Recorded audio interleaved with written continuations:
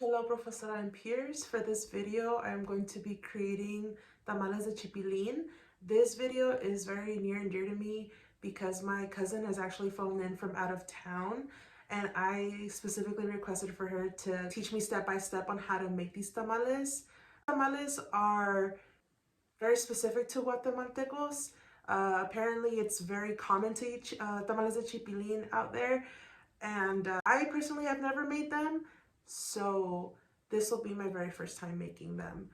These tamales, the way that they're made, the ingredients in general are chipilín, corn flour, corn oil, various seasonings, specifically chicken bouillon and salt. It is also accompanied by a tomato sauce if chosen. Go ahead and follow me on this vlog of sorts.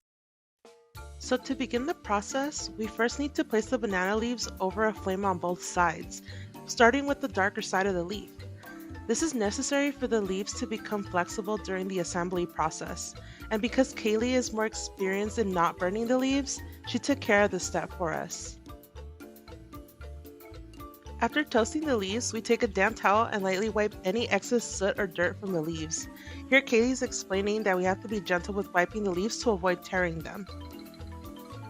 Once prepping the banana leaves, we start separating the chipilín from the stems, and I couldn't find any fresh chipilín in stores, so we settled for frozen chipilín.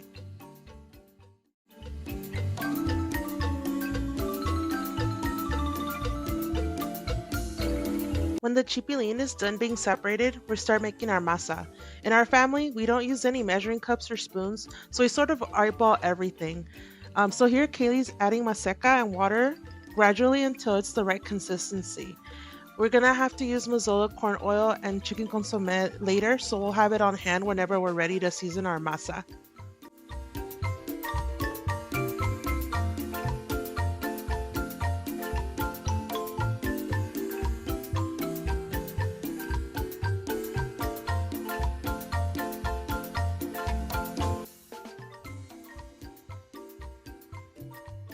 After kneading the masa, we're gonna roll up the masa into palm-sized balls to take into account how many tamales would come out of the batch.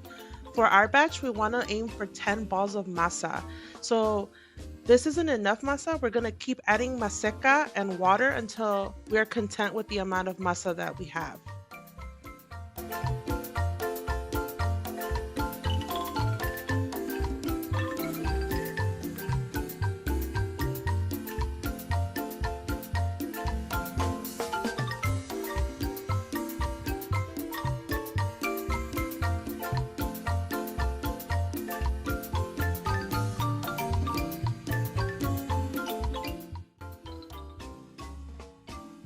Now that the masa is done, we're going to combine our chipilín with the masa. Since Kaylee has guided me for most of the process, it's my turn to knead the masa, and let me tell you, there's a reason why we make tamales twice a year. It's good arm exercise. We're gonna add 2 capfuls of mazola oil to contain the moisture of the masa.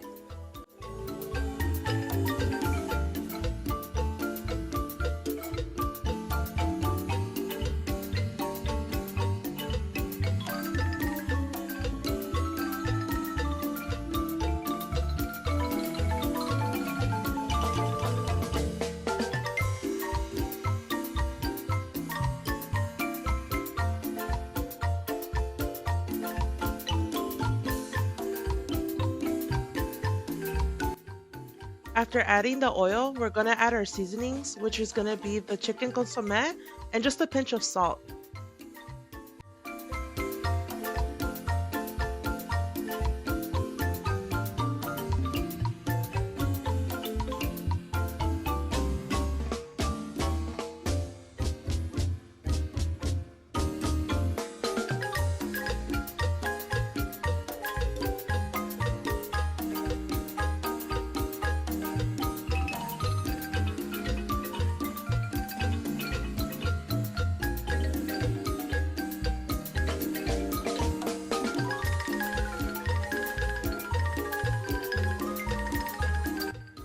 It's time to assemble our tamales.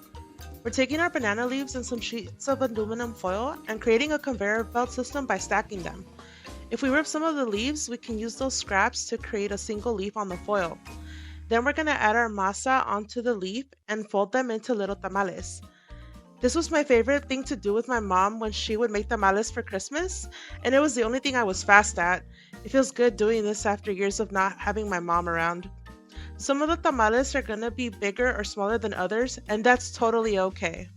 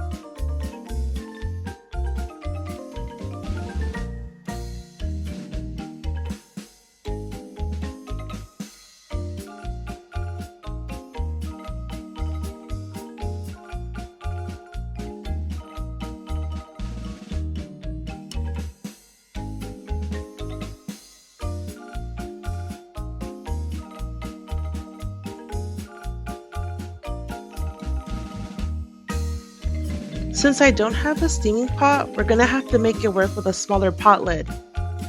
We're going to add about 4 to 5 cups of water to this pot, and we're going to add the smaller lid inside, and we're going to stack the banana leaf scraps on top of the lid.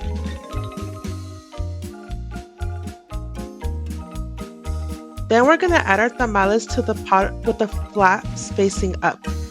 We're going to cover the pot and let it steam for about 1.5 to 2 hours, checking the tamales for firmness in between each hour. Okay, so for the tamales, we like to put a little bit of sauce on top just to kind of give it a little decorative touch, but also like just a little bit more flavor. So for the sauce, I'm gonna fill up this little pot about 1/3 of the way. I'm gonna add 2 tomatoes, not cut up because it's gonna go in the blender anyway. I'm gonna add 1 tomatillo, a little bit of onion. It's like about this much, like maybe a half of a half.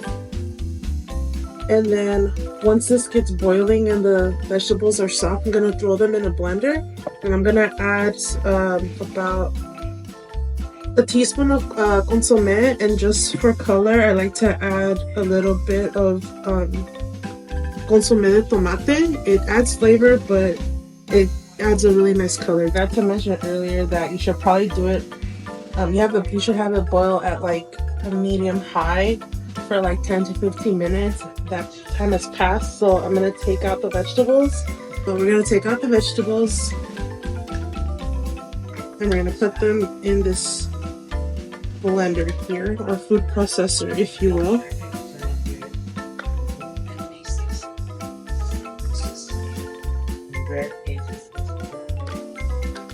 And then I forgot to turn off the heat, but what I'm gonna do is I'm gonna grab a little bit of the water here, and we're gonna put it inside the blender. That way the salsa isn't super thick. So like that much is okay. We're gonna add a little bit of the consomme. You don't need that much. Tomato consomme. That's good actually. And then I'm gonna blend it, and if it needs any more salt, I'll just add salt.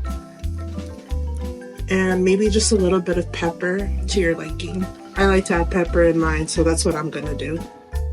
So this is what your salsa is gonna look like, and it looks exactly like the one my mom used to make for like the carnes and stuff. So I'd say this is pretty accurate.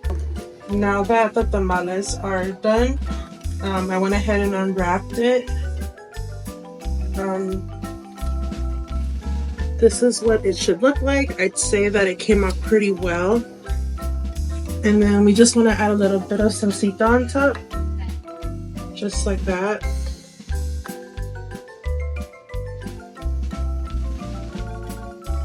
I like to add a little bit more than the usual person. And yeah, that's what it looks like. This is my first time making tamales de chipilín. Thanks to my cousin who visited from Tennessee. She went ahead and showed me how to do this. I think it definitely created a new memory for the both of us. Now that we're adult women and are able to share this together. So thanks for watching.